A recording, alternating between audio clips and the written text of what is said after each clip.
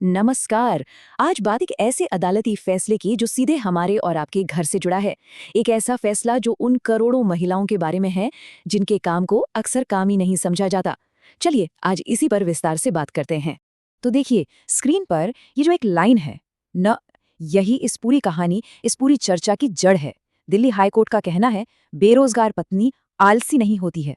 सुनिए, ये सिर्फ कुछ शब्द नहीं है, ये एक तमाचा है उस सोच पर जो घर के काम को कुछ नहीं समझती। ये देश की हर गृहिणी के सम्मान में कही गई एक बहुत बड़ी बात है।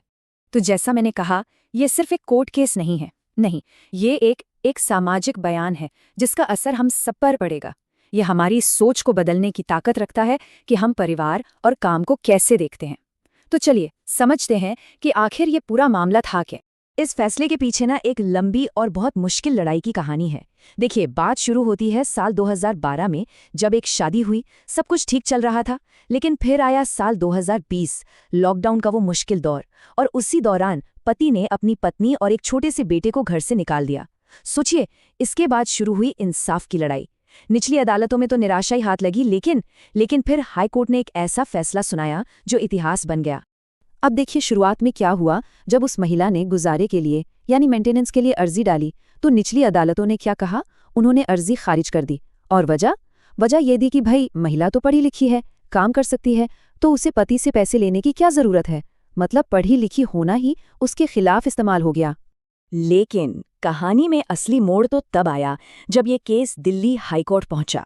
और यहाँ जज साहब ने सिर्फ कानून की मोटी मोटी किताबें नहीं देखीं, उन्होंने समाज की सच्चाई को देखा, एक औरत के नजरिए से इस पूरे मामले को समझा। तो आखिर हाईकोर्ट ने ऐसा क्या कहा जिसने पूरा खेल ही पलट दिया? चलिए जानते हैं। हाईकोर्ट ने एक बहुत ही जरूरी और बारीक बात पकड़ी। अदालत ने कहा, कमाने की क्षमता होना यानी पोटेंशियल टू अर्न, और असल में कमाना यानी एक्चुअल अर्निंग्स, ये दोनों जमीन आसमान जैसी अलग बातें हैं, है ना। भाई कोई पढ़ा लिखा है, इसका ये मतलब तो नहीं कि उसकी जेब में आज नौकरी है, तनख्वाह आ रही है ना। और सिर्फ इस क्षमता के नाम पर किसी महिला को उसके हक से दूर नहीं किया जा सकता। इस केस में जस्टिस स्वर्णकांता शर्मा ने जो बातें कहीं, वो सिर्फ कानूनी नहीं बल्कि समाज के लिए एक आईना है। उन्होंने साफ साफ कहा कि एक होम मेकर, एक गृहिणी कभी खाली नहीं बैठती, उसके काम से ही तो घर चलता है। उसी की वजह से पति आराम से बाहर जाकर कमा पाता है।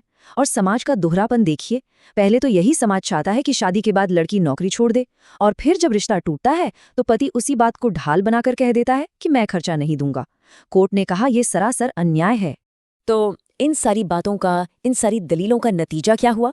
नतीजा ये हुआ कि हाईकोर्ट ने निचली अदालतों का फैसला पूरी तरह पलट दिया और पति को आदेश दिया कि वो हर महीने 50,000 रुपए अपनी पत्नी और बच्चे को गुजारे के लिए देगा। ये सिर्फ उस महिला की जीत नहीं थी, ये उसके घर में किए गए अनगिनत घंटों के काम का सम्मान था।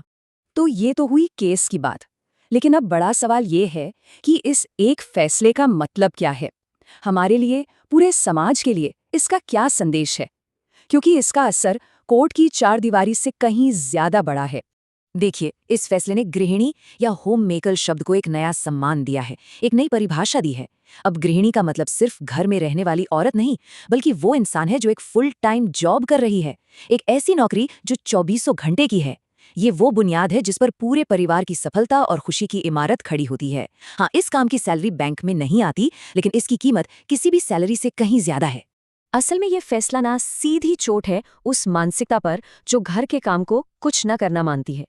ये पुरुषों के लिए एक बहुत बड़ा संदेश है कि वो घर पर अपनी पार्टनर के योगदान को पहचानें, उसकी इज्जत करें। वो काम जिसे आप पैसों में नहीं तौल सकते, पर जिसके बिना घर नहीं रहता।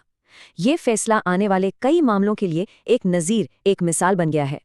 तो ये तो थी दिल्ली हाई कोर्ट की बात, लेकिन अब जरा देश की सबसे बड़ी अदालत यानी सुप्रीम कोर्ट की तरफ चलते हैं। वहां भी कुछ ऐसे बड़े फैसले और अपडेट्स आए हैं जिनका सीधा ताल्लुक हमारी जिंदगी से है। चलिए फटाफट 3 बड़ी खबरों पर नजर डालते हैं। पहली खबर हमारी जेब से जुड़ी है। आपने भी देखा होगा त्योहारों के टाइम पर हवाई जहाज के टिकट कैसे आसमान पर पहुंच जाते हैं, है ना। इसी मनमानी लूट पर अब सुप्रीम कोर्ट ने सख्ती दिखाई है और केंद्र सरकार से पूछा है कि भाई इस पर लगाम लगाने के लिए आप कर क्या रहे हैं। दूसरी खबर है व्हाट्सएप को लेकर, यानी हमारी प्राइवेसी, हमारी निजी जानकारी को लेकर। व्हाट्सएप की नई पॉलिसी पर जो केस चल रहा था, उसमें कंपनी ने सुप्रीम कोर्ट को भरोसा दिया है कि वो हम भारतीय यूजर्स का डेटा किसी भी एडवर्टाइजिंग कंपनी को नहीं बेचेगी और सारे नियमों का पालन करेगी। और तीसरी और आखिरी बड़ी खबर हमारी सांसों से, हमारी सेहत से जुड़ी है। दिल्ली एनसीआर के जहरीले प्रदूषण पर सुप्रीम कोर्ट ने अब एक बहुत ही बड़ा और सख्त आदेश दिया है। कोयले से चलने वाली जितनी भी फैक्ट्रियां हैं, उन सबको इस इलाके से 300 किलोमीटर दूर शिफ्ट करना होगा, ताकि लोगों को थोड़ी साफ हवा मिल सके। तो आज हमने दिल्ली हाईकोर्ट के उस ऐतिहासिक फैसले को गहराई से समझा, जो घर चलाने वाली महिलाओं को उनका हक और सम्मान दिलाता है। ये फैसला असल में हम सबको सोचने पर मजबूर करता है कि हम अपने ही घरों में अपनी माँ, बहन, पत्नी के काम को कितनी अहमियत देते हैं। इस पूरे मामले पर आपकी क्या राय है?